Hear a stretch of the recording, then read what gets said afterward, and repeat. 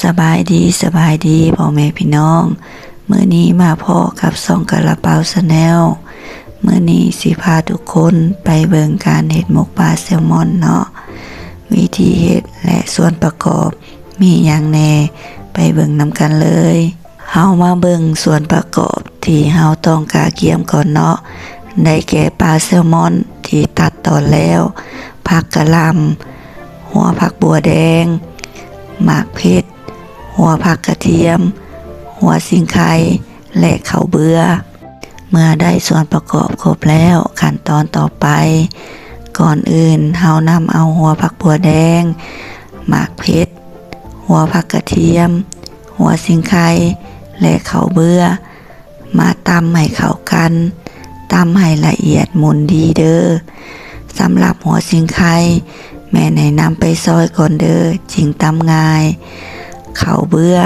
แม่ให้นำเอาข้าวสารเหนียวไปแช่น้ำไว้ก่อนเนาะมื้อนี้เฮาจะใส่เครื่องเทศหลายหน่อยหนึ่งเนาะเพราะว่าหมกปลาเฮาต้องใส่เครื่องเทศหลายๆเพื่อบ่ให้มันมีกลิ่นคาวและยังมีกลิ่นหอมน้ำอีกตำให้หมุนๆเลยเด้อหลังจากเฮาตำละเอียดแล้วก็ให้พักไว้ก่อนแล้วไปเบิ่งขั้นตอนต่อไปนำกันเลยบาดนี้เฮามาเริ่มปรุงกันเลยโดยเฮาเอาซ้ำที่เกียมไว้แล้วถอกปลาแซลมอนที่เฮาตัดตอนและล้างสะอาดดีแล้วลงไปจากนั้นก็เอาเครื่องที่เฮาตำไว้ใส่ลงไปแล้วปรุงรสชาติด้วยผงแซ่บเกลือน้ำปลาแดกแล้วก็คนให้เข้ากันคนให้ทั่วกันเลยเด้อคนให้ทั่วคนให้เข้ากันดีๆเด้อสำหรับน้ำปลาแดกแม่นเฮาใส่ปลาแดกบ้านเฮาเองเด้อซึ่งจะต้องเอาแต่น้ำปลาแดกจากนั้นก็เอาน้ำสะอาดเทลงในโคกเพื่อล้างเอาเครื่องที่ตำไว้ซึ่งมันยังติดอยู่ในโคกหรือเฮาจะเทน้ำสะอาดใส่ลงไปเลยก็ได้จากนั้นก็เอาผักต่างๆที่เกียมไว้ใส่ลงไปอีกเช่นผักกะหล่ำซอยใบขี้หูดหัวผักบัวใบที่ตัดเป็นถอนแล้วใส่ลงไปแล้วคนให้เข้ากันอีกเทื่อนึงคนให้ทั่วคือเก่าเด้อแล้วก็ตอกไข่2 หน่วยใส่ลงไปคนให้เข้ากัน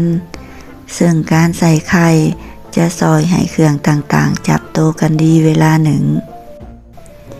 จากนั้นก็ใส่ผักอีตูลงไปแล้วคนทุกอย่างให้เข้ากันอีกเทื่อนึงผักอีตูจะซอยให้มีกลิ่นหอมและแก้คาวได้ก่อนจะนำไปห่อเป็นมกเฮาก็กะเกียมหม้อไว้สำหรับ1ก่อนเนาะมาบาดนี้เฮามาห่อปลานำกันเลย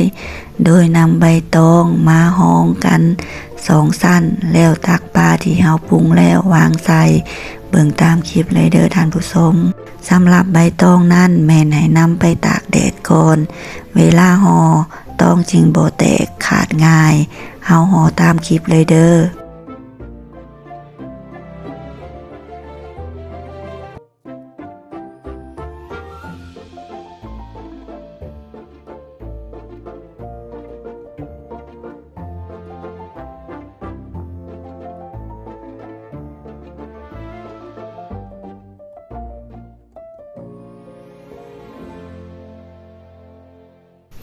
เดี๋ยวเฮาจะห่อให้เบิ่งอีกบาทหนึ่งเด้อท่านผู้ชม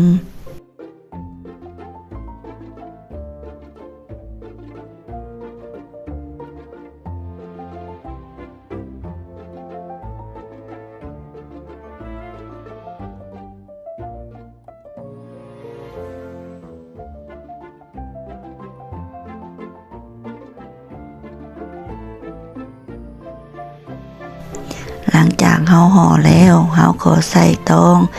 มาคาบทางกลางไว้แล้วจึงใส่ไม้ขัดไว้เด้อ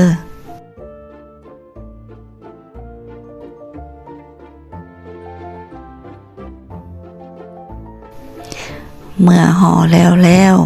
เฮาก็นำไป1ปลาไว้ประมาณ45 นาทีขึ้นไปเด้อปลาจึงสุกดี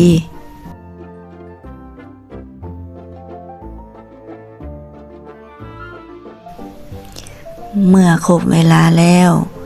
มาบาดนี้มาเบิ่งนำกันเฮามา